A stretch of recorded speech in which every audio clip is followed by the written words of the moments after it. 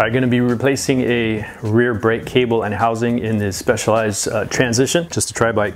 Got some internal routing, comes out, goes in right here into the frame, goes down, and then down here at the down tube it enters or it exits, and then goes back out, and it's got a lower brake that is on the rear wheel.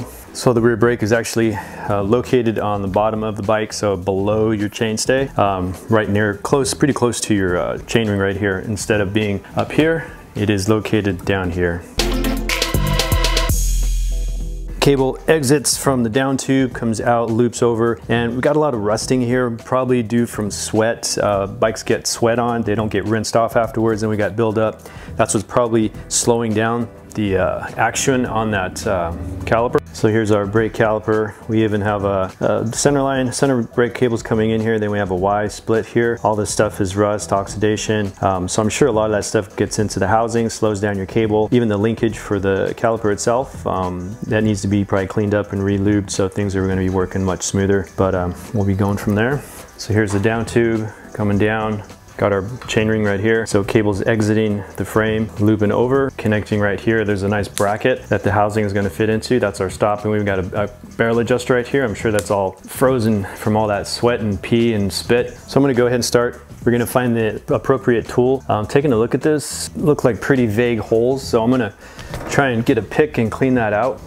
The smaller the pick, the better. Got a little really thin dental tool here, so I'm just going to clean that area out. Hopefully I can put a tool in there. Those looking very circular. That actually goes all the way through, so shoot, maybe that's even a pop rivet. Maybe it is not a tool. Maybe this is not a door, so that could change things up a bit. Yeah, this one, nothing's coming out of there. This one just, that one's pretty deep, so I got to look into that. So the owner of this bike, they're trying to do the very minimum. They just purchased it on Craigslist. They're getting into their first triathlon. Don't want to spend a lot of money. The problem is, I noticed when you go to squeeze that rear brake lever, it squeezes very slow and there's a lot of resistance. When you release, it should spring back pretty quickly, but it actually moves to go back to its resting place in a very slow manner, and then it doesn't even fully open. So things are moving seriously so it could be something in the lever. That's something to diagnose. It could be the cable housing.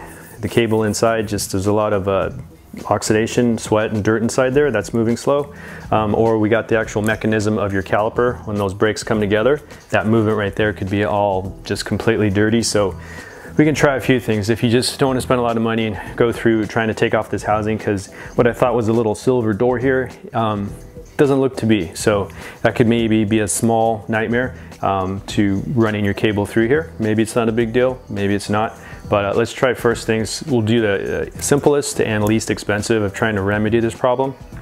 So I'm going to go ahead and find the pivot points on this brake. It's basically an upside down caliper right now because it is sitting down here at the near the bottom bracket. So I'm just going to grab some WD-40 with the straw, squirt any lubrication points. If you don't know what the lubrication points are, anything that's pivoting, two pieces of metal that are actually moving and touching each other, we're going to find those points. You can try and activate the brake, see what's moving, and then hit it with the straw. When in doubt, maybe hit everything. As far as I know, WD-40 won't really contaminate brake pads. It's not like disc brake pads. Here we're running some type of rubber compound. Most likely you're not going to contaminate these, but don't take my word for it. Just the experience I've had in the past. So WD-40, definitely really not a lubricant. I'm not using this on chains. I'm using it to break bolts free, rusted parts, things like that. So I'm gonna give this a good squirting, and when in doubt, cover other parts of the bike up that you do not want to get covered. If you think it's gonna discolor your paint, cover those things up. So I'm gonna go ahead and squirt. I'm gonna squirt right at the cable where the cable's entering the barrel adjuster.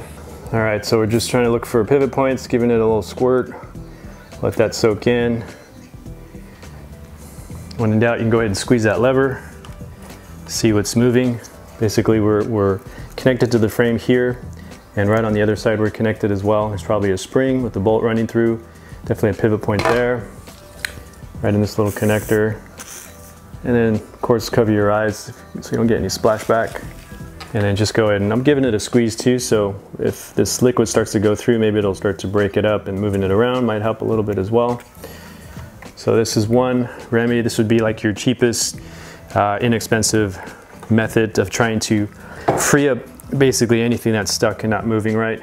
In this case, we got possibly a cable that's sliding inside the housing, and caliper mechanisms that aren't moving freely. So it's actually feeling a little better already. Not great, but a little better. So another thing to try is too, I'm gonna go ahead and we're gonna take the rear wheel out.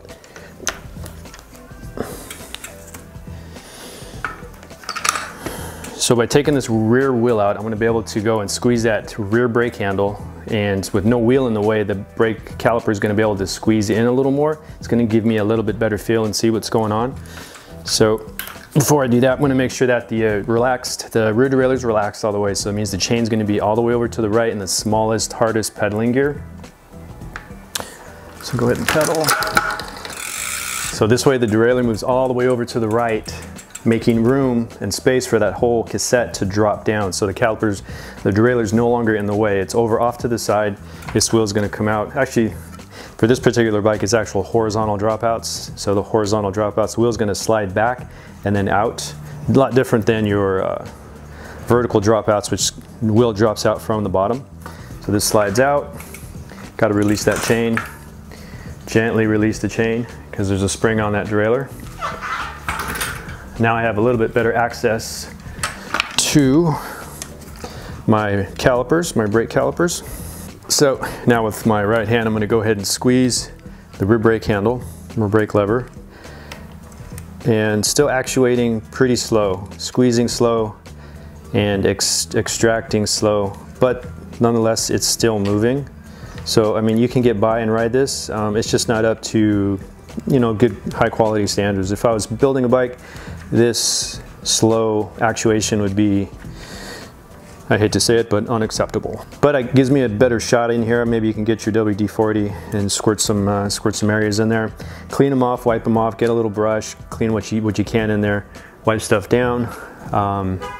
Let it air dry or hit it with some air compressor to speed up the drying process. Just wear some safety glasses and then go ahead and re-lube. Maybe use some chain oil, something light you would use for the chain to hit all your pivot points in there. Use a straw to hit your pivot points. So I got the wheel off. If you can find a quick release on here, go ahead and disconnect it.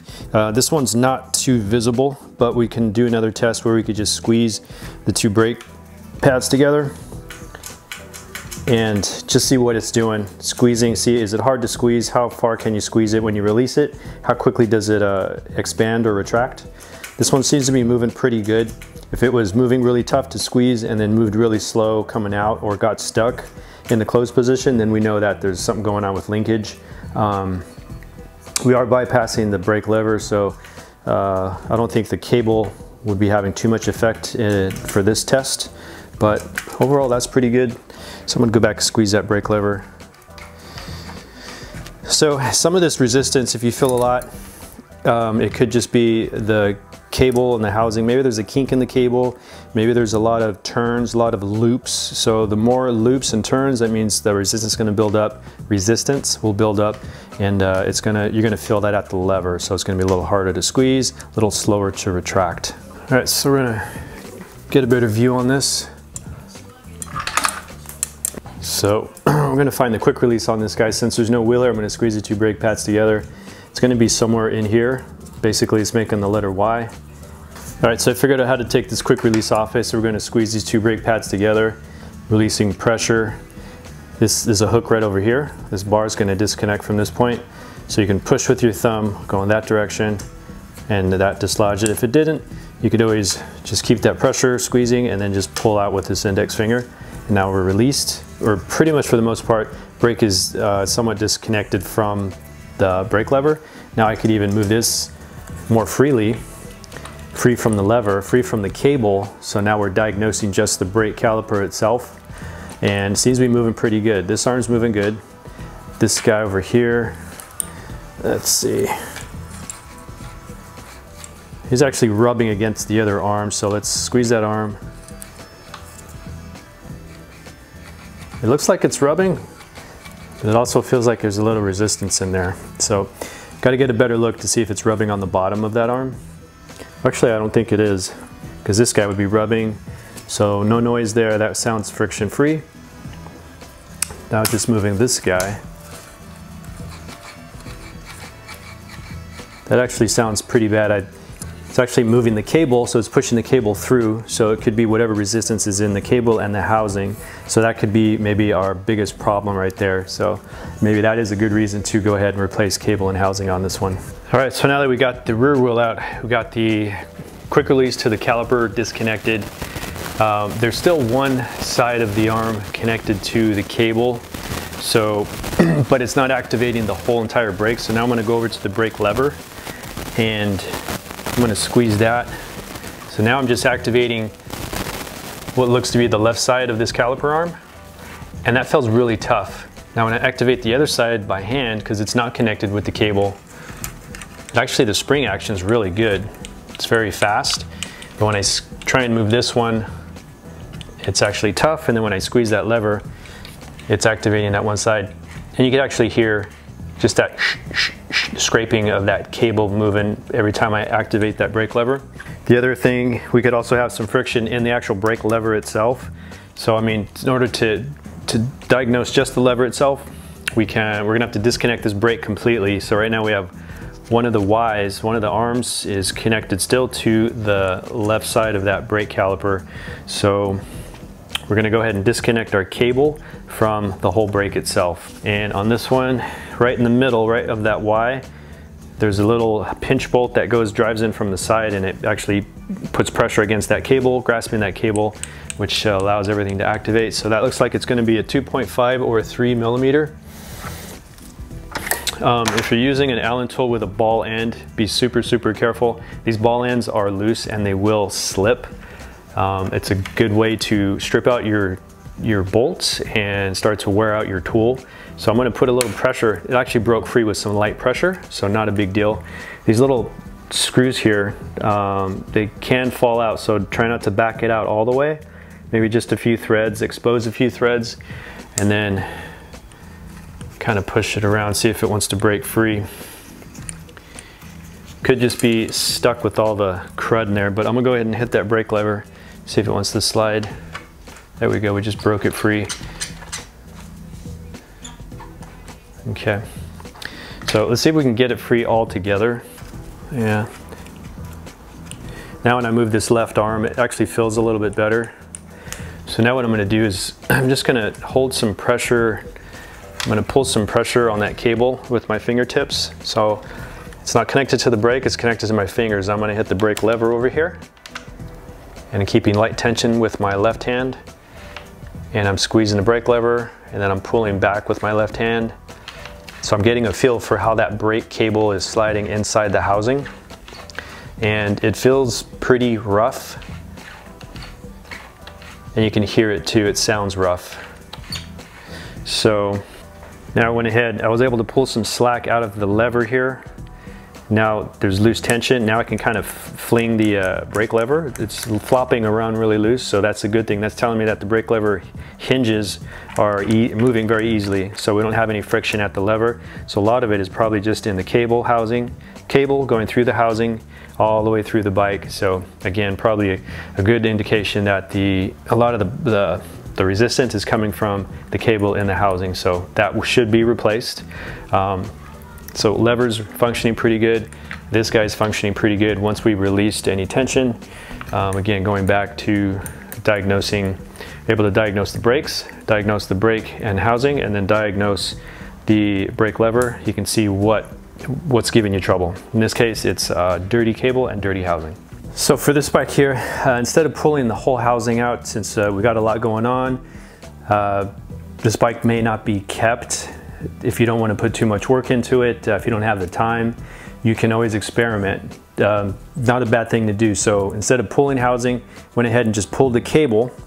That way we don't have to mess with the routing for the internal housing. We don't have to worry about it. Are we going to be able to fish it out? Are we going to get stuck? How much time is this going to take? It's kind of like a shortcut.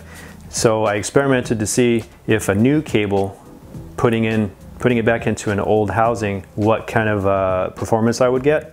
So I went ahead and did that. I pulled old cable out, got a new cable, and knowing that I already had resistance in the system, I went ahead and used a light lubricant. You could use something very light, like a light grease, Buzzy Slick Honey, It's usually suspension grease, or you can use something like chain lube. I use Tri-Flow for the chain. You can go ahead and do a light lubrication of your cable before you put it in, and then go ahead and install it, run it through, reconnect, and I went and tested it. So right now it is connected to the brake. I'm gonna go ahead and try this brake lever. And it's running almost 100% better. I still hear some kind of some rubbing noise, but I think that's some natural cable. Sometimes the cable twining or the wrapping, you can kind of hear it rubbing around the turns and stuff, which is normal for some bikes because this bike has quite a bit, especially right here at the front. Cable kind of goes in, big bunny loop ear, and then back down. So you're getting a lot of resistance naturally, just by design of the manufacturer. But the fact that this thing is squeezed really easy, I'm using one finger, and when I release, it actually snaps back. So I think that's pretty damn good. Anyways, don't forget to hit like, hit subscribe, stay tuned for some more stuff. Give me something to work on. You got a problem, let me know what it is, I'd be happy to help. Diagnosing's fun. Yay. Muchas tierras,